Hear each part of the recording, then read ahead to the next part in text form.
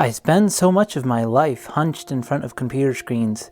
I hate how still my blood feels after hours of computer use, how stiff my neck feels, how glazed over my eyes, how all the notifications demand attention, all the reminders pressure me, and all the distractions that make me feel hollow and spent without getting anything done.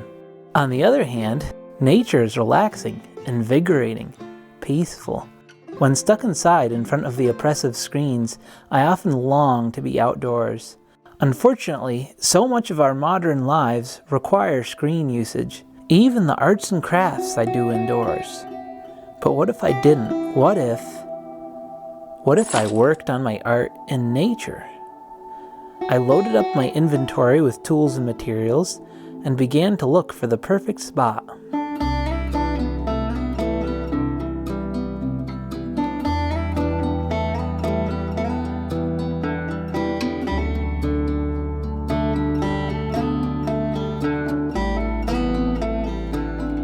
Sometimes, to find the best places in nature, you have to go off the beaten trail.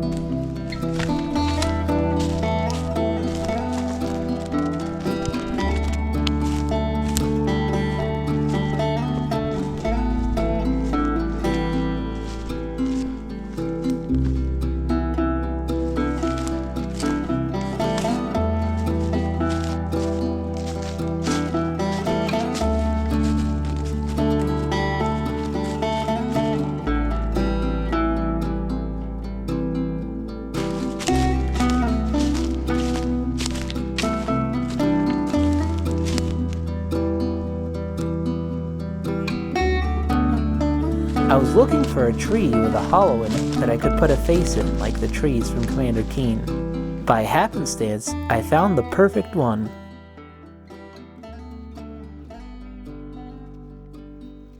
These resin eyes are a good starting point. I have a whole collection of different eyes on hand for any project I might want to start. Next, I have a set of imitation human teeth for the mouth. These are really handy to have for projects also. You can also make your own silicone mold of each of them, and then create as many more as you need for future projects using resin. Although I thought this would look neat with custom eyes and teeth as a starting point, I was hoping to use as many natural materials as possible, so for the hair, I scouted out the surrounding area for vegetation or moss. I found these ferns I thought would look good for hair, although I'm trying to avoid leaving a mess behind in nature, so some things like the teeth were friction fit. The ferns needed some hot glue to stay in place. I brought a battery pack to power my glue gun. The hot glue will be easier to clean up later than other types of glue would be. I stuck a big stick in the middle of the mouth as the tongue. I tried this moss for the beard, but when scouting out the surrounding area, I found this wood that was flaking into layers as it dried that I really wanted to use. So I removed the moss and started gluing on the flaking wood. No, it's not bark, it's the actual rings of the wood flaking off.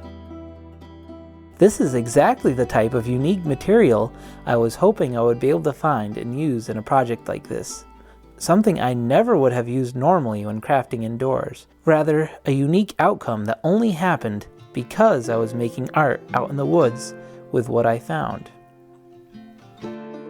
I had thought about taking this project further, but I'd been having to pause work because of sprinkles, and a full rainstorm was coming in later. But I think for now, this is a good start and proof of concept for this series. I think this would be a fun series to make interactive in the future, where viewers who are subscribed to the channel could choose which tools and materials I bring with me, as well as suggest different biome locations to do this in.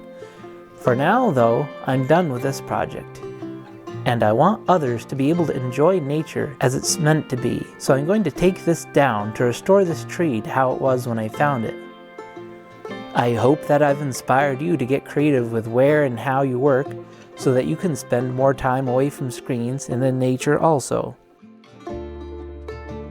Another thing you can try is working outside on your laptop, even if you need to buy screen shades or a bigger battery pack to make it work. Something I brought recently that's also been amazing is this wearable desk. That way I can work while walking around. Even when I'm using it inside, it's a good way to have a different kind of posture for a while and keep my blood moving while I work.